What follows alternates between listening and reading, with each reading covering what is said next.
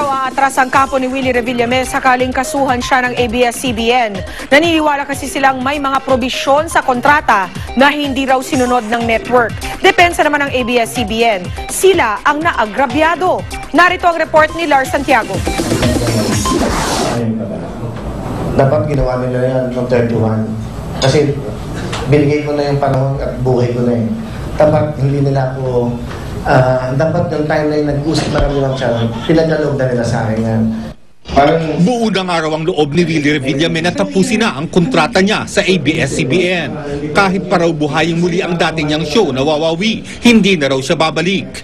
Kahapon, tuluyan na niyang pinutol ang kontrata niya sa Kapamilya Network. Nagkausap daw sila ni Miss Linggita noong July 10 at tinanggap niya ang alok na bumalik sa Wawawi. Nakipag-usap naman siya kay Miss Charo Santos Concio noong July 13. At sa pagkakaalam ko, tapos na ang lahat. Magbabalik na ako ng 31. Pero muli raw sa kanyang nakipagkita si Linggita noong July 20 at sinabing hindi na matutuloy ang kanyang pagbabalik. Sabi ko, napakasakit ng ginagawa niyo sa akin. Kasi nagsara na tayo, nag-usap na tayo, sasabihin mo sa akin, hindi ako tanggap. Ang buhay ko po ay Wawawi na. Nang makansela ang Wawawi, tila nawalan na rin daw siya ng buhay. Kaya wala na raw makitang dahilan ng TV host na ipagpatuloy pa ang kontrata niya sa network. Ayon sa kampo ni Willie, handa sila kung magsasampa ng kaso ang ABS-CBN. I hope there will be no lawsuits here. But if a lawsuit is filed against Willie, does he have a choice? He will have to defend himself.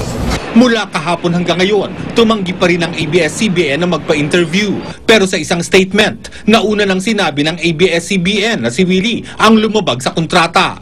Yan ay nang magbanta siya ng resignation kung hindi sisisantehin ng isang artista ng network. At dahil si Willie raw ang lumabag, wala siyang karapatang ipawalang bisa ang kontrata. Ang network daw ang naagrabyado, kaya ito ang magdedesisyon kung tatapusin na ang kontrata. The decision, though unilateral, was based on legal grounds. The way he has been treated, he was not treated according to the terms and conditions of the contract. Sa kabila ng mga nangyari, itutuloy daw ng ABS-CBN ang kontrata. At dahil dito, papanagutin daw nila si Willie sa kanyang mga obligasyon sa kontratang mag-expire pa sa September 2011. Our position is Willie is justifiably, legally terminating the contract, and therefore he will not have to pay any damages.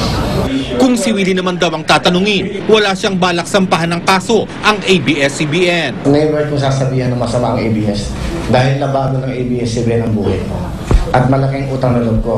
Sinabi rin ni Willie na wala siyang sama ng loob kay Chris Aquino na isa ngayon sa mga host ng programang pumalit sa Wawawi. Wala, ni isang konting galit o tampo, wala. Ang iniisip ko dito ako na marami din akong plano sa buhay ko. Lars Santiago, Nakatutok, 24 Oras.